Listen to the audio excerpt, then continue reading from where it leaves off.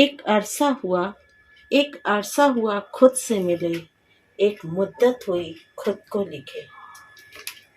अब तो शब्द भी पूरे नहीं मिलते, अब तो शब्द भी पूरे नहीं मिलते, वाकया इतना है कि कलम नहीं चलते। कभी शौक हुआ करता था खुद को पढ़ने का, कभी शौक हुआ करता था खुद को पढ़ने का। बीती बातें, बीते लम्हे, अब तो मुकम्मल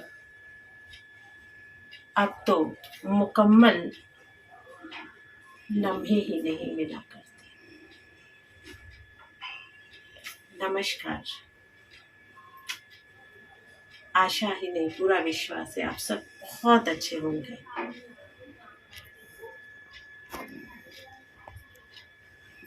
वैसे मैं पूछना नहीं चाहती थी, क्योंकि अब हमारा और आपका एक कनेक्शन जुड़ चुका है, तो मुझे आभास हो गया कि आप सब अच्छे हैं। और परमपिता परमेश्वर भोले शंकर से मैं हमेशा आप सबके लिए दुआएं करती रहती हूँ कि आप सब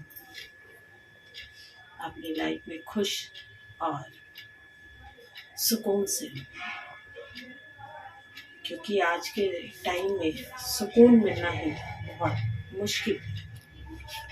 तो पिछले वीडियो में हमने आपसे बात की थी कि जो भी मैंने गूगल पे सर्च किया यंग 40 या 40 एज या मैच्योर एज के लिए, तो जो चीज़ें, जो शब्द जो मुझे मिले वो मैंने आपसे साझा किया।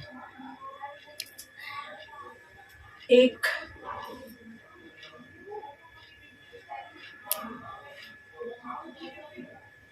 कैम्ब्रिज ही जो है, वो कैम्ब्रिज डिक्शनरी जो अक्सर हिंदी शब्दों का ट्रांसलेट या इंग्लिश शब्दों का भी ट्रांसलेट करके उसकी मीनिंग हमें बताती है, वहाँ पे मैच्योर को ऑब्जेक्टिव कहा गया है। और mature people behave like adults in a way that shows they are well developed emotionally।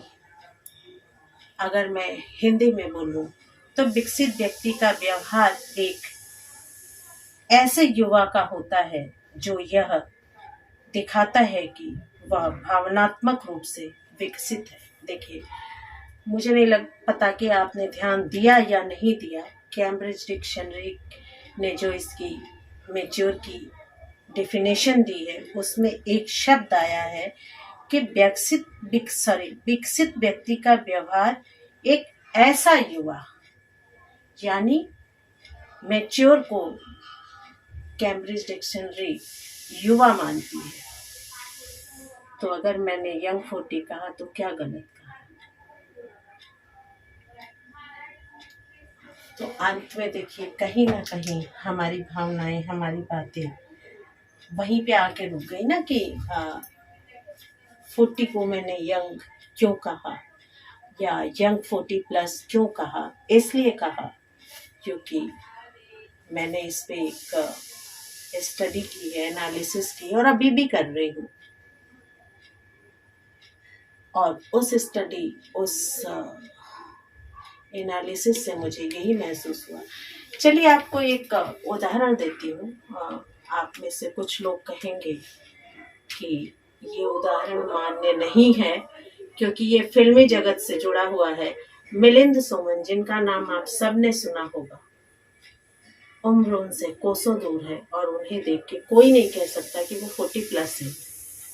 यहाँ तक कि उनकी मदर को भी दिखाया गया जिस तरह वो एक्सरसाइज कर रही थी।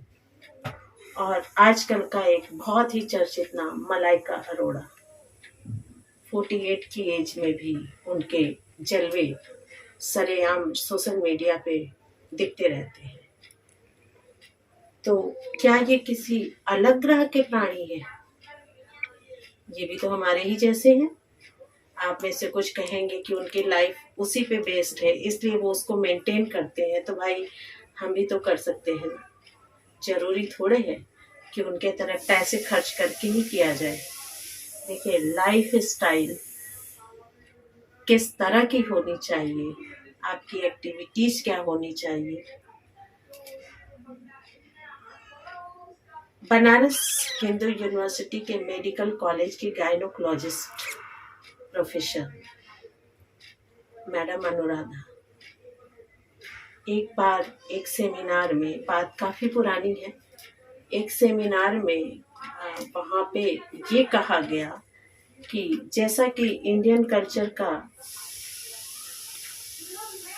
रीति रिवाज है, बहू के आने के बाद सास निष्क्रिय हो जाती है, तो अगर सास हमेशा बहू बन के रहे तो वो स्वस्थ भी रहेगी, मानसिक और शारीरिक दोनों रूपों से, और भावनात्मक वो कमजोर भी नहीं पड़ेगी।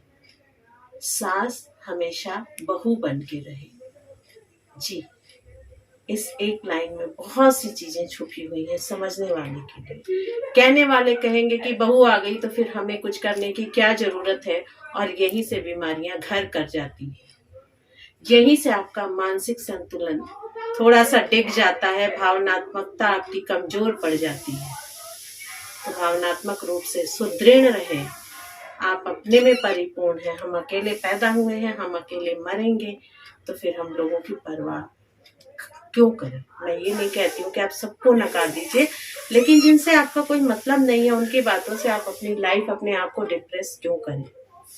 आज के लिए इतना ही, फिर अगले वीडियो में फिर से इस चर्चा को आगे बढ़ाएंगे। तो अपना ख्याल रखें, स्वस्थ रहें। Good night, bye bye, take care.